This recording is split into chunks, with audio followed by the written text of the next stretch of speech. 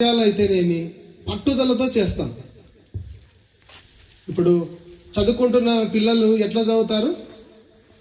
పట్టుదలతో చదువుతారు. వ్యవసాయం చేసే వాళ్ళు ఉన్నారు, ఎట్లా చేస్తారండి? కష్టపడి పట్టుదలతో చేస్తారు, ఆషమాషిగా చేయరు. ఏదైనా ఒకటి నేర్చుకోవాలి అనుకోండి, ఇప్పుడు బండి నేర్చుకోవాలి, ఒక బండి కొనుక్కున్నాం అంటే ఎట్లా నేర్చుకుంటాం? పట్టుదల పట్టుకొని అది నేర్చుకునేదాకా ప్రాక్టీస్ చేస్తూనే ఉంటాం.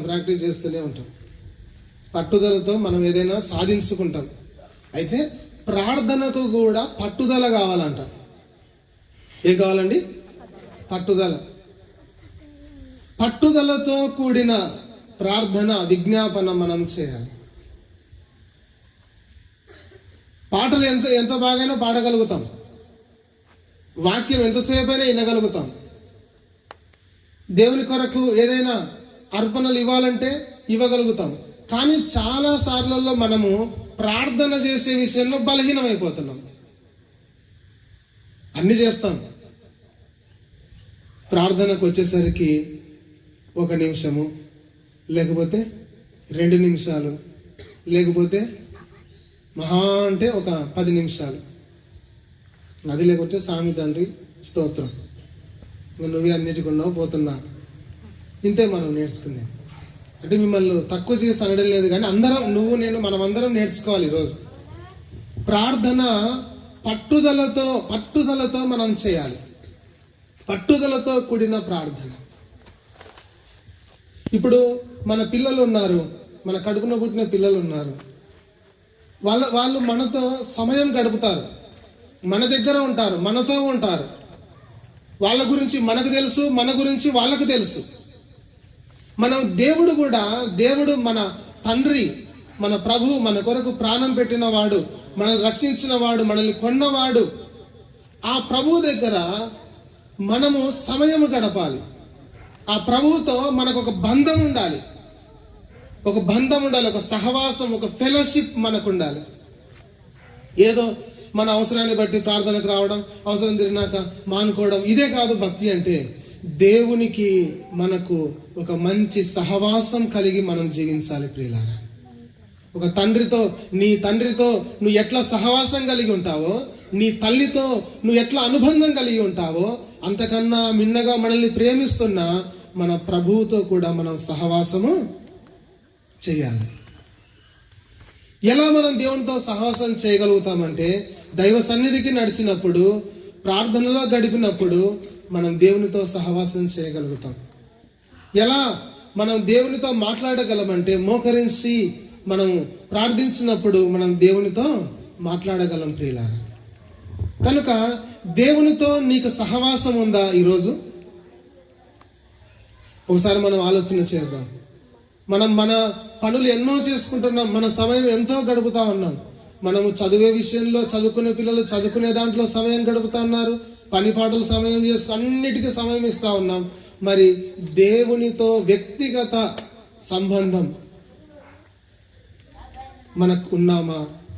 ప్రభువైన యేసుక్రీస్తును సొంత రక్షకునిగా అంగీకరించమనింది కదా. సొంత రక్షకుడు, వ్యక్తిగత రక్షణ పొందిన మనము వ్యక్తిగత సహవాసాన్ని కూడా మనం కలిగి ఉండాలి. ప్రార్థన పూర్ణమైన పట్టుదలతో మనం ప్రార్థన చేయాలి. ప్రార్థన లేకపోతే అది నిష్ఫలం. ఇప్పుడు మనము ఇంట్లో అంతా వంట చేసి, కూరలన్నీ మంచిగా చేసి, ఉప్పు వేయడం మర్చిపోయినాం అనుకోండి, టేస్ట్ ఎట్లా ఉండదో. అన్నీ చేసి ప్రార్థన చేయకపోతే అది ఫలభరితమే కాదు. ప్రార్థన బలమైనది. ఇంకొక విషయం చెప్పాలంటే, ప్రార్థన మనకు ఆస్తి. ప్రార్థన చెప్పండి, ఆస్తి. ప్రార్థన ఆయుధం, ప్రార్థన మన బలం. అటు ప్రార్థన మనం కలిగి ఉండాలి ప్రియులారా. ప్రార్థన ద్వారా దేవుడు ఎన్నో గొప్ప కార్యాలు చేస్తాడు. ప్రార్థన ద్వారా మన జీవిత రూపురేఖలే మారిపోతాయి. దేవుని కలిగి ఉంటే చాలు. మనం ప్రార్థన అది ఎంతో ప్రాముఖ్యమైనది ప్రియుల. అందుకే దేవుడు రాయించాడు, పట్టుదలతో ప్రార్థన చేయాలంటే. మనం చాలాసార్లు ప్రార్థన చేసుకుంటున్నాం, బలహీనం అయిపోతున్నాం. ప్రార్థన చేయాలనుకుంటాం, చేయలేము. కొన్నిసార్లు అనుకుంటాం, ఈరోజు నేను పొద్దున్నే లేచి 5 గంటలకు ప్రార్థన చేసుకుంటా అని ఎప్పుడైనా అనుకున్నారా మీరు? అనుకుంటాం కదా ఏదో ఒక రోజు, కానీ 6కి లేచి ఉంటాం, మర్చిపోయింటాం. అదే ఈరోజు పొద్దున్న 4 గంటలకు చేనుకోవాలంటే ఎప్పుడు లేచాం? 3కే లేస్తాం. అప్పుడేమో అలర్ట్ అయిపోతాం ఆటోమేటిక్గా. ప్రార్థనకి ఎందుకు అలర్ట్ కాలేకపోతున్నాం అంటే, ఒకటి గుర్తుపెట్టుకోండి, నువ్వు ప్రార్థన చేస్తే నువ్వు దీవించబడతావు. నువ్వు ప్రార్థన చేస్తే నీ కుటుంబం దీవించబడుతుంది. నువ్వు ప్రార్థన చేస్తే నీ పిల్లలు దీవించబడతారు. నువ్వు ప్రార్థన చేస్తే ఆ ప్రార్థన నీకు, నీ ఇంటికి అంతటికి కంచెగా ఉంటుంది. నువ్వు ఫలిస్తావు, అభివృద్ధి పొందుతావు, విస్తరిస్తావు. నువ్వు బాగుపడడం సైతానికి ఇష్టం లేదు, మనం దీవించబడడం అపవాదికి ఇష్టం లేదు. కాబట్టి మనల్ని వాడు ప్రార్థన చేయనియాడు. ఏం చేయనియాడండి? ప్రార్థన చేయని. ఎందుకంటే నువ్వు ప్రార్థన చేస్తే నువ్వు మేలు పొందుతావు కనుక అసలైన ప్రార్థనను వాడు ఆపు చేయిస్తాడు. అందుకే పట్టుదలతో మనం ప్రార్థన, ఎన్ని ఆటంకాలు వచ్చినా ప్రతిదానికి కష్టపడతాం. మనం పొలానికి వెళ్తే గొడ్డు కష్టం చేస్తాం. మనం ఇంటి దగ్గర ఎంతో కష్టపడతాం. పిల్లల కొరకు, కుటుంబం కొరకు, శరీర సంబంధమైన అవసరాల కొరకు ఎంతగానో ప్రయాసపడతాం. అయితే ప్రార్థన కూడా పట్టుదలతో చేసి ప్రార్థనలో ప్రయాసపడాలి. మనం ఈరోజు దినదినము ప్రార్థన చేసుకుంటూ ప్రార్థనలో మనం ఎదగాలి, ప్రార్థనలో మనం ఫలించాలి. ప్రార్థన పరురాలిగా నువ్వు ఉండాలి. నువ్వు ప్రార్థన పరునిగా ఉంటే నీ ఇంటికి దీపము వంటి వాడవైతావు. నీ ఇంటికి ఒక వెలుగుగా ఉంటావు. నీ ఇంటికి ఒక ఆశీర్వాదకరంగా ఉంటావు. కనుక ప్రార్థన కలిగి ఉండాలి ప్రియులారా. పట్టుదలతో ప్రార్థన చేయాలి. పట్టుదలతో చెప్పండి, ఏం చేయాలా? ప్రార్థన చేయాలి. అన్నిటికీ, ప్రతి సమస్యకు జవాబు ప్రార్థన. అర్థమైందండి? ప్రతి సమస్యకు జవాబు ప్రార్థన. దేవుడు ఒక మాట అన్నాడు కదా, మీలో ఎవరికైనా జ్ఞానం కొద్దుగా ఉంటే ఏం చేయాలంట? వెరీ గుడ్, ప్రార్థన చేయాలి. మీలో ఏమైనా రోగి అయినాడా? ఏం చేయాలి? ప్రతిదానికి జవాబు ప్రార్థననే. నీకు ఉద్యోగం కావాలా? నువ్వు చదవడం మాత్రమే కాదు, దాంతోపాటు ఏం చేయాలి? ప్రార్థన చేయాలి. మొన్న 1 మార్కుతో, అర్ధ మార్కుతో ఉద్యోగాలు పోగొట్టుకున్న వాళ్ళు ఉన్నారు తెలుసా మీకు? డిఎస్సిలో ప్రార్థన ద్వారా దేవుని కృప ఉంటే మనం ఏదైనా పొందుకుంటాం పిల్లారా. కేవలం మన కష్టం ఒక్కటే కాదు, దానికి దేవుని హస్తము తోడైందంటే ఇంకా మనల్ని ఎవరు కూడా ఆటంకపరచలేరు. అన్నిటికీ జవాబు ప్రార్థన.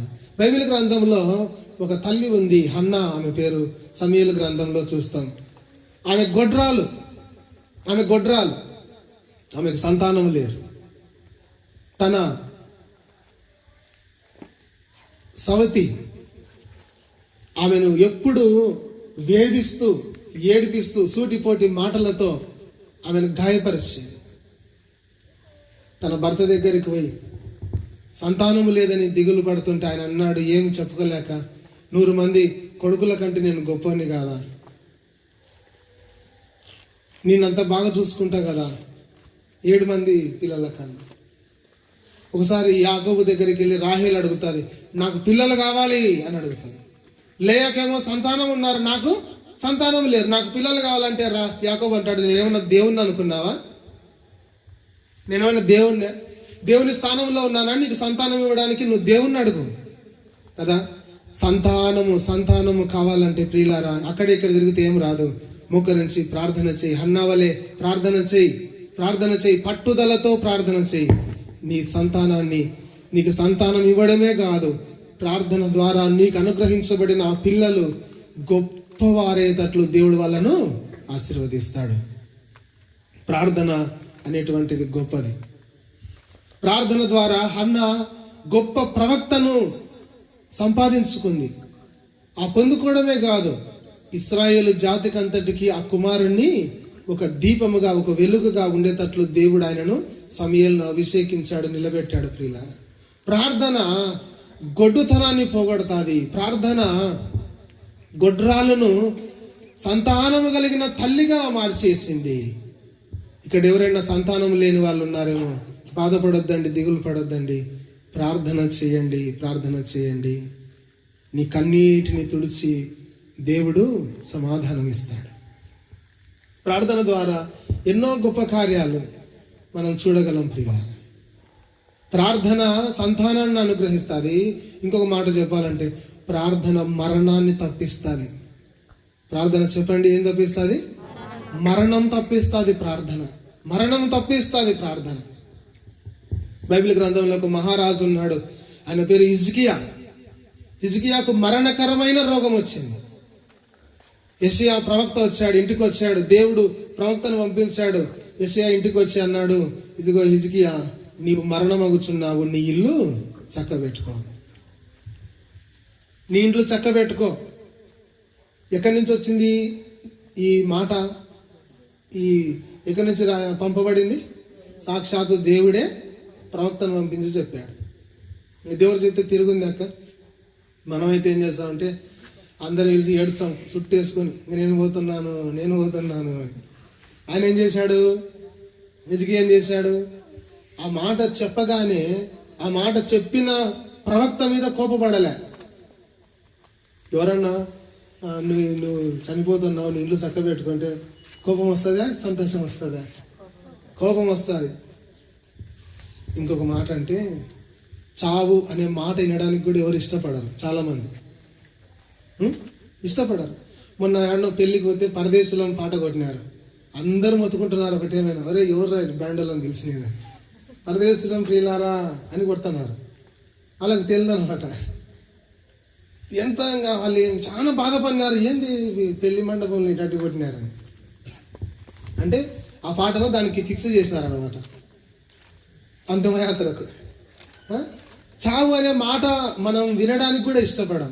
అయితే దేవుని సేవకుడు ఇంటికి వచ్చి, ఇప్పుడు ఆల్రెడీ హిజ్కియా అనారోగ్యంతో మంచాన పడి ఉన్నాడు, అనారోగ్యంతో ఉన్నాడు. సేవకుడు వచ్చినాడు ఇంటికి. హిజ్కియా మనసులో ఏం కలిగి ఉంటుంది? అమ్మా, నేను కష్టాల్లో ఉంటే సేవకుడు వచ్చినాడు, ప్రార్థన చేయించుకుందాం అని అనుకుంటాడు. ఈయన వచ్చి ఏం చేసినాడు? ప్రార్థన చేసి, నువ్వు మరణం అవుతున్నావు, నేను చక్క పెట్టుకో అన్నాడు. ఏం పాస్టర్ అయ్యా నువ్వు? నేను నా కోసం ప్రార్థన చేయాల్సింది పోయి సాగు కబురు చెప్తావా నాకు అని తిరగమల్ల హిజ్కియా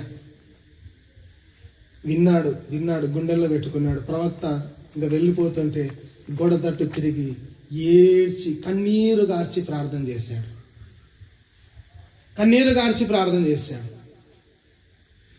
గోడ తట్టు తిరిగి, దేవా నీ సన్నిధిలో నేను ఎట్లు నడుచుకుంటున్నో కృపతో నన్ను జ్ఞాపకం చేసుకొని ఏడ్చి ప్రార్థన చేస్తే, ఇప్పుడు ఆయన గోడ తట్టు తిరిగి ప్రార్థన చేసినప్పుడు ఆయన కన్నీటిని ఎవరు చూసింటారు? వెరీ గుడ్, దేవుడు చూశాడు. మనుషులు ఎవరు చూడలేదు. యెషయా ప్రవక్త చూడలేదు, హిజ్కియా పిల్లలు చూడలేదు, వాళ్ళ ప్రభుత్వం ఎవరు చూడలేదు. గోడ తట్టు రహస్యమందు ఆయన కార్చిన కన్నీటిని దేవుడు చూసి, ఆయన ఇంకా మెట్లు కూడా దిగిపోలే యెషయా ప్రవక్త. మళ్ళా వెంటనే మాట వేరే చెప్పాలి, పంపించినాడు. ఏం మాట అంటే, ఇదిగో నీకు మరణము తప్పించబడింది, నువ్వు కన్నీళ్లు విడుచుట చూచి తిని నీ ప్రార్థన నేను అంగీకరించి ఉన్నాను, ఇంకా 15 సంవత్సరాల ఆయుష్ నీకు పొడిగించాను. ఆయుషే కాదు, ఆరోగ్యమే కాదు, నీ శత్రువులందరినీ, వారందరి మీద నీకు విజయం ఇస్తాను. నీ దేశంలో సమాధానం, నీ దేశంలో శాంతి, నీ దేశంలో సంతోషంతో నింపుతాను. ప్రార్థన ఎంత మార్చేసిందో చూడండి. ప్రార్థన మరణాన్ని తప్పిస్తుంది. ప్రార్థన చెప్పండి, మరణాన్ని తప్పిస్తుంది. ప్రార్థన గొడ్డుతనాన్ని తీసేస్తుంది. ప్రార్థన ద్వారా గొడ్రాలు సంతానము కలిగిన తల్లిగా మార్చబడింది. ప్రార్థన ద్వారా చనిపోవలసినటువంటి హిజ్కియా ఆయుష్ను పొందుకొని, ఆరోగ్యాన్ని పొందుకొని దీవించబడ్డాడు. తన దేశములో తన సరిహద్దులలో సమాధానాన్ని ఆయన పొందుకోగలిగినాడంటే కారణము ఆయన కన్నీరు గార్చి ప్రార్థన చేయడం. ప్రియులారా, ఇంకొక అద్భుతమైన ప్రార్థన చెప్తాను. హిజ్కియా కష్టం వస్తే ప్రార్థన చేశాడు. హన్నా తన కొరత కొరకు ప్రార్థన చేసింది. ఇప్పుడు ఒక ఆయన ఉన్నాడు, కష్టం వస్తాదని తెలిసి ప్రార్థన చేశాడు.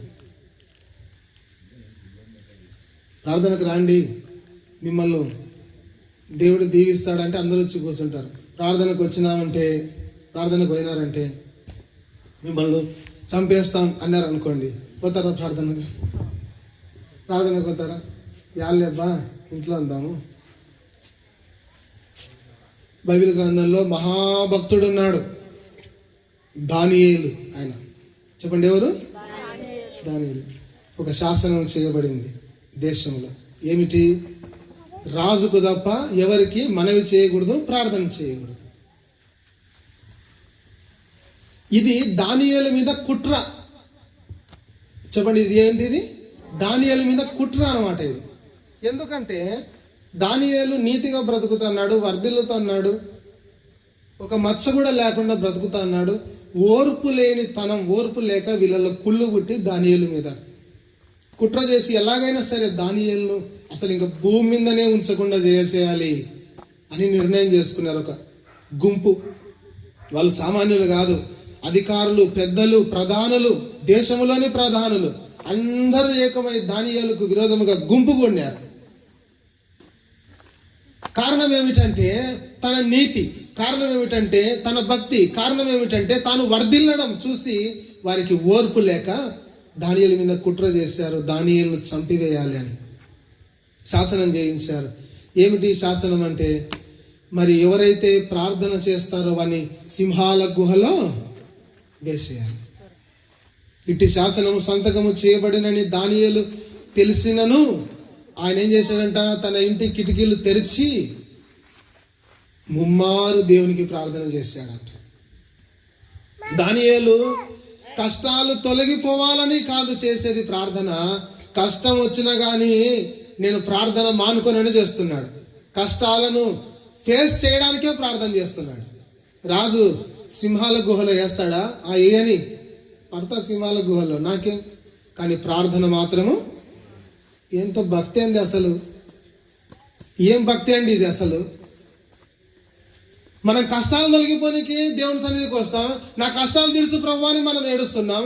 కానీ దానియేలు కష్టాలలో పడడానికి సిద్ధపడి ప్రార్థన చేస్తున్నాడు.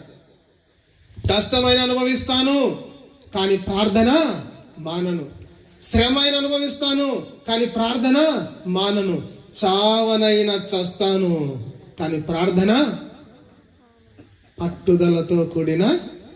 దేవునికి స్తోత్రం. చప్పట్లు కొట్టి దేవుని నామమును మహిమపరచుదాం. మహాభక్తుడైన దానియేలు జీవితంలో ఈ ఎంత గొప్ప పట్టుదలను ప్రార్థన అంటే చూడండి. పట్టుదలతో కూడిన ప్రార్థన. దానియేలు చంపివేస్తారని తెలుసు కానీ ప్రార్థన మానలేదు. ప్రార్థన చేశాడు, దొరికించుకున్నారు, సాక్ష్యం దొరికింది.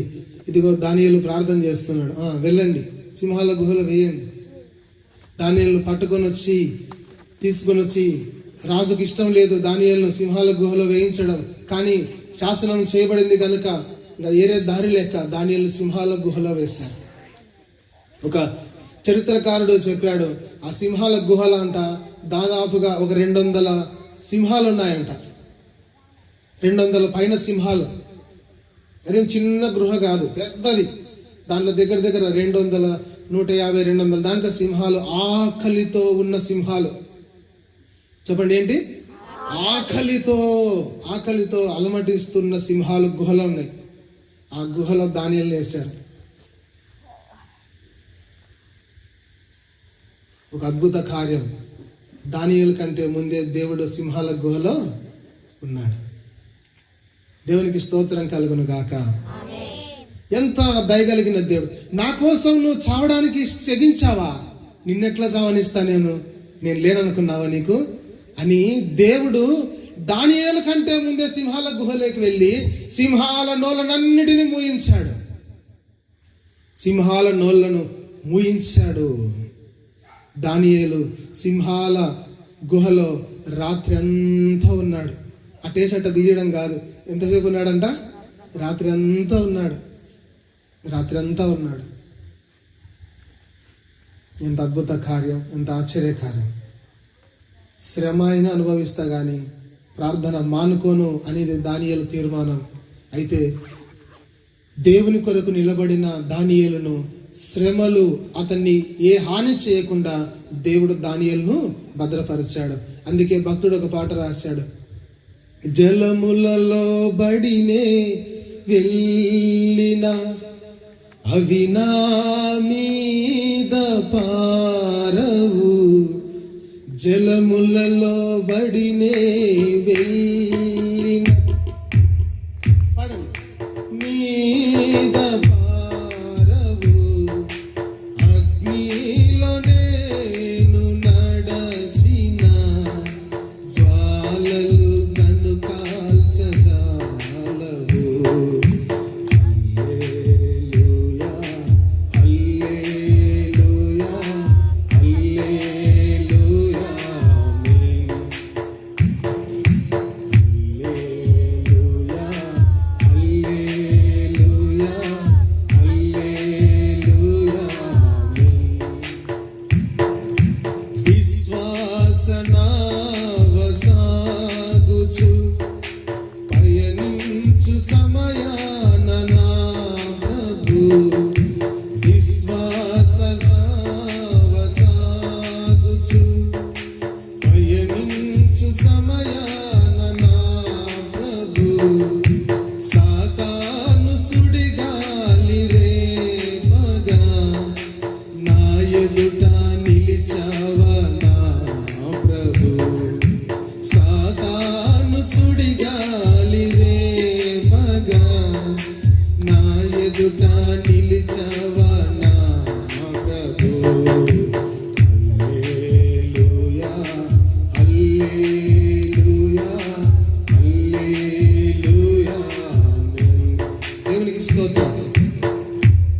కష్టాలు మనకు వచ్చినా కూడా ఆ కష్టాలు మనకు ఏ హాని, వాటి ద్వారా ఆ ప్రమాదాల ద్వారా ఆ సమస్యల ద్వారా మనకు ఏ హాని జరగకుండా వాటిలో మనకు తోడై నిలిచేవాడు మన దేవుడు. కష్టాలలో సమస్యలలో విడిచిపెట్టేవాడు కాదు మన దేవుడు. ప్రియులారా, దానియేలు కన్నా ముందుగా సింహాల గుహలో ఉన్నాడు. సింహాల నోళ్లను మూయించాడు. ఆ సింహాల నుంచి అపాయము కలగకుండా, ఆపద కలగకుండా, భయము కలగకుండా సర్వశక్తి కలిగిన దేవుడు సింహాల గుహలో ఉన్నాడు. మరుసటి రోజు తెల్లారుజామునే రాజు వచ్చాడు. దానియేలు, దానియేలు, నీ దేవుడు నిన్ను రక్షించాడా? దానియేలు స్వరం వినిపించింది. అయ్యా, నేను నా దేవుని దృష్టికి యథార్థంగా నేను కనబొచ్చాను కనుక తన దూతను పంపించి దేవుడు నన్ను బ్రతికింపచేశాడు. దానియేలు సింహాల గుహలోంచి బయటికి తీశారు. అయితే జరిగిన సందర్భం ఏంటంటే, తర్వాత విషయం ఏంటంటే, ఎవరైతే కుట్ర చేశారో చూడండి దానియేలు మీద, ఎవరైతే కుట్ర చేశారో ఒక గుంపు కూడుకున్నారు కదా, దానియేలును చంపాలని, దానియేలును ఎట్లయినా సరే ఉండకుండా చేయాలని ఎవరైతే గుంపు కూడారో వాళ్ళందరినీ తీసుకుని వెళ్ళి ఆ సింహాల గుహలో వేశారు. బైబిల్లో రాయబడింది, ఇంకా వాళ్ళ అడుగుకు చేరకముందే సింహాలంట పైననే నమిలేసి ఎముకలను పొడి చేసేసాయండి కదా. నీకు విరోధముగా రూపింపబడిన ఏ ఆయుధము వర్ధిల్లదు.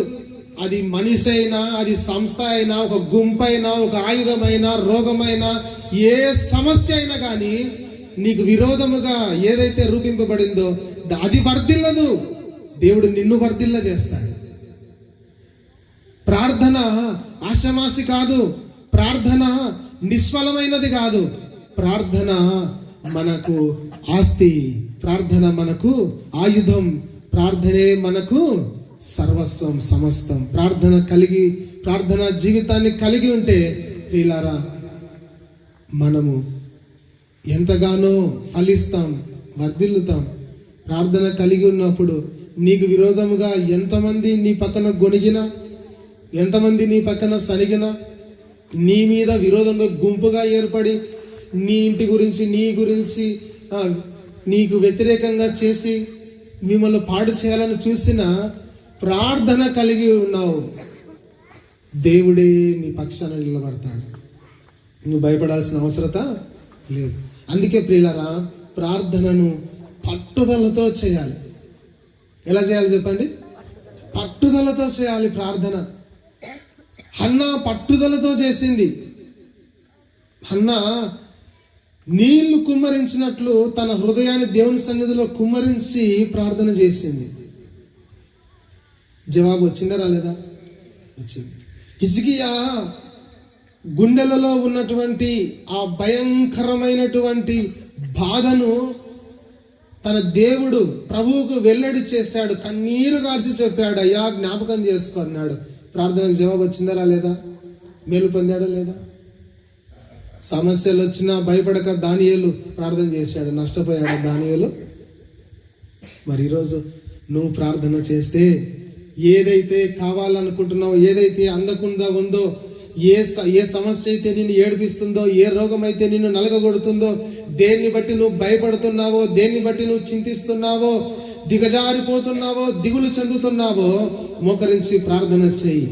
దాన్ని కనుమరుగు చేసేస్తాడు దేవుడు.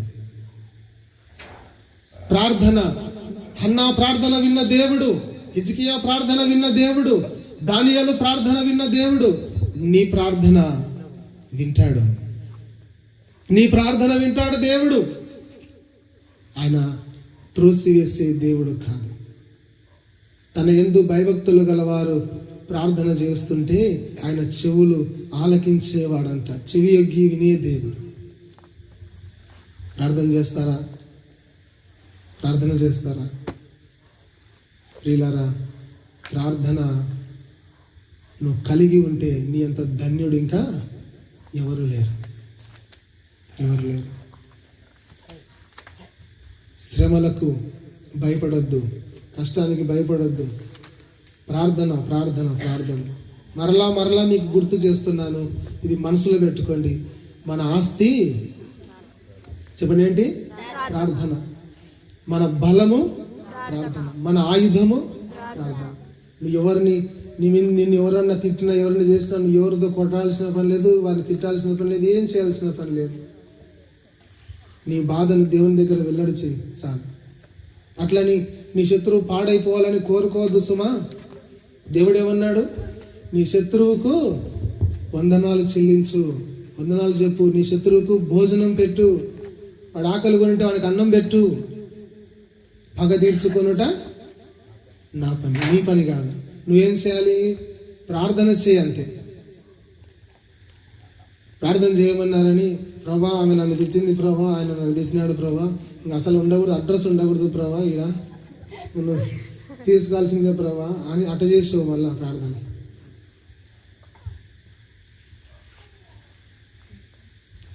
ఇద్దరు కొట్లాడుకున్నారు మాకు తెలిసిన వాళ్ళు. నీ కథ చేస్తా చూడు, ఈరోజు ప్రార్థన చేస్తా నీ మీద, ఇంకా నీ అయిపోతావంట బెదిరిస్తున్నాడు ఆయన. అట్ట బెదిరించే దేవుడు ప్రార్థన, అట్లాంటి ప్రార్థనలు విన్నాడు దేవుడు. మళ్ళీ వింటారు అనుకున్నారు. కానీ నిజంగా ఇట్లనే చేస్తున్నాడు ప్రార్థన. ప్రభా నన్ను ఎంతో నలిపినారు ప్రభా, నన్ను ఎంతో ఏడిపించినారు ప్రభా, వాడు ఒక్కడు కూడా బాగుపడకూడదు ప్రభా, వాళ్ళ ఇంట్లో వాడు అడ్రస్ లేకుండా పోవాలా ప్రభా, నువ్వు అసలు న్యాయం చేసే దేవుడో కదా ప్రభా. ఇట్లా చేస్తున్నాడు ప్రార్థన.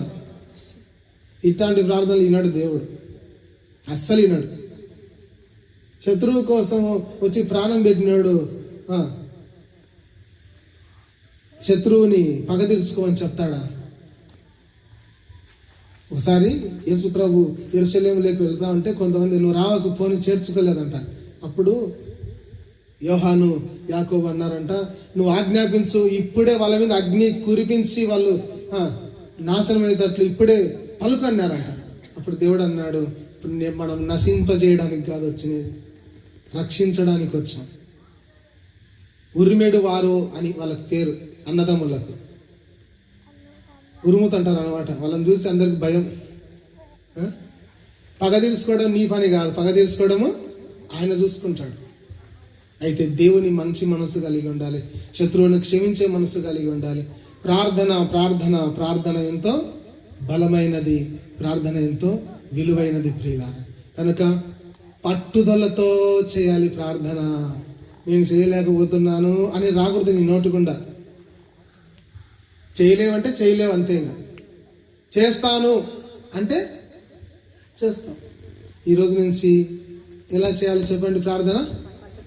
పట్టుదలతో. పట్టుదలతో ఈరోజే చేయండి ప్రార్థన. ఇంటికి పోయినాక పట్టుదలతో ప్రార్థన చేయండి. నీ సమస్యలు రాసి పెట్టుకో పేపర్లో, నీ అవసరాలు పేపర్లో రాసి పెట్టుకో.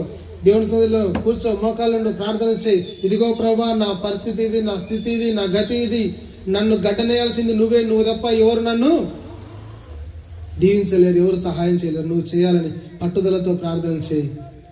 రేపే నువ్వు సాక్ష్యం చెప్తావు. దేవుని కార్యము నీ జీవితంలో జరుగుతుంది. ప్రార్థన చేయాలి, ప్రార్థన చేయాలి.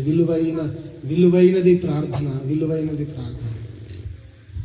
తల్లు ఉంచుదాం, చిన్న ప్రార్థన చేసుకుందాం. మోకరించండి, మోకరించండి. చిన్న ప్రార్థన, చిన్న ప్రార్థన. పట్టుదలతో ప్రార్థించిన హన్న సంతానాన్ని పొందుకుంది. కన్నీరు కార్చి ప్రార్థించిన హిజ్కియా మరణము తప్పించుకున్నాడు. ప్రియులారా, ఈరోజు నువ్వు దేవుని సన్నిధిలో ప్రార్థన చేస్తావా? పట్టుదలతో ప్రార్థన చేస్తావా? హన్నావలే ప్రార్థన చేస్తావా?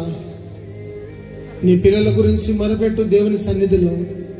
నీ పిల్లల గురించి మొరపెట్టు.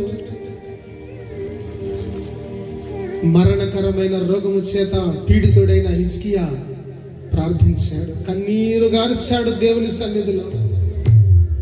ఎందుకంటే ఆ మరణాన్ని తప్పించగలిగిన వాడు దేవుడు మాత్రమే. కనుక ఈరోజు నీ సమస్యను తీర్చగలిగిన వాడు దేవుడు మాత్రమే. కాబట్టి ఆ దేవుని సన్నిధిలో ప్రార్థన చేయి, ఆ దేవుని సన్నిధిలో ప్రార్థన చేయి. కన్నీరు గార్చి ప్రార్థించు, పట్టుదలతో ప్రార్థించు. హన్నావలే ప్రార్థించు, హన్నావలే ప్రార్థించు. దానియేలు వలె సమస్యలకు భయపడద్దు, సమస్యలకు భయపడద్దు. ప్రార్థన ప్రథమము.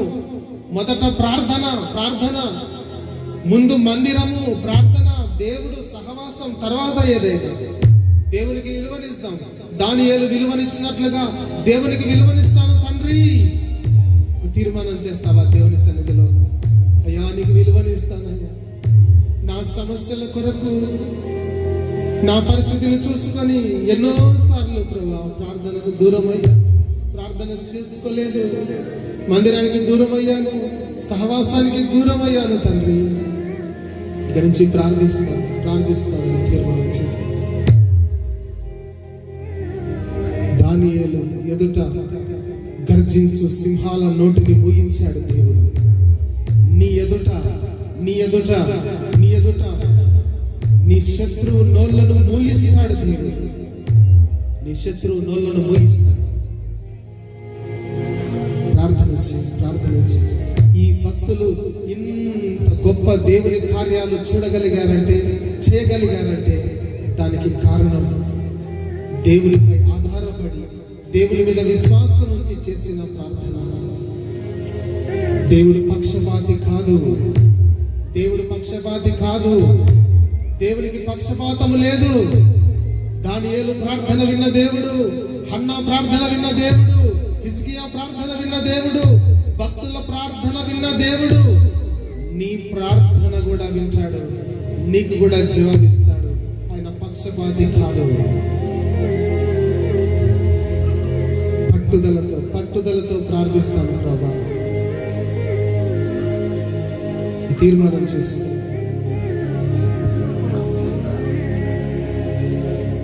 ప్రభువా ప్రార్థన నేర్పయ్యా, ప్రార్థించకుండా నేనుండలేనయా. ప్రభువా ప్రార్థన నేర్పయ్యా, ప్రార్థించకుండా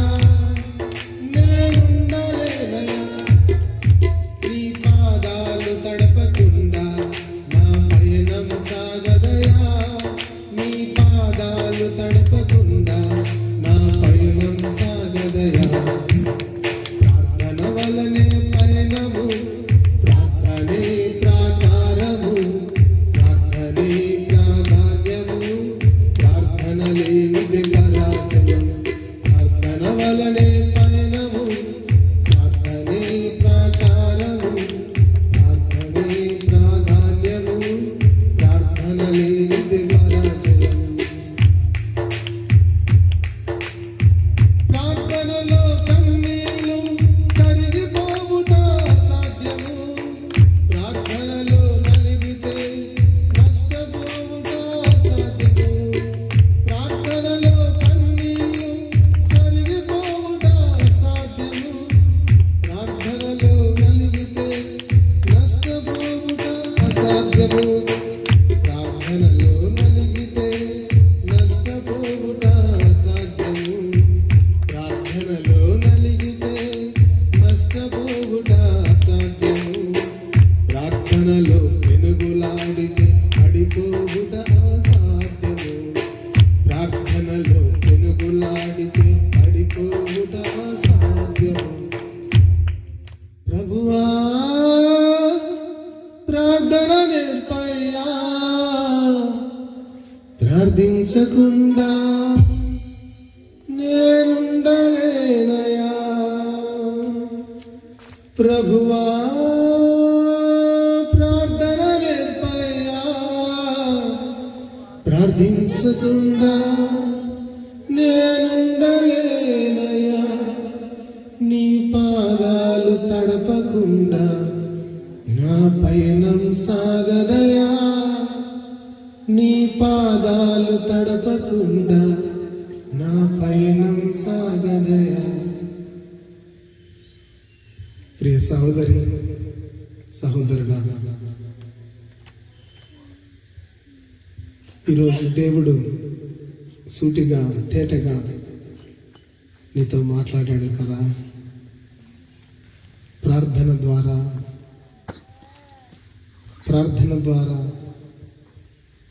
నువ్వు శత్రువును జయించగలవని, ప్రార్థన ద్వారా సమస్యల నుంచి విడుదల పొందగలవని,